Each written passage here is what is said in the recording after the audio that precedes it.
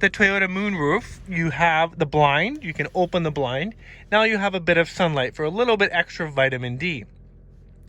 Now if you can also open the sunroof all the way by pressing the open button. If you press it firmly, you can let go and it will stop at a predetermined point that creates the least amount of wind noise while driving. You can open it a little bit further, but you will get a little more wind noise. Now to close it, press the button again, but you're pressing the close button and it will close automatically, nice and tight to keep the weather out. Now if you don't want too much fresh air, but just a little bit of ventilation, you can press the up button and that will tilt your sunroof just to give you a little bit of ventilation, and then close it with the close button.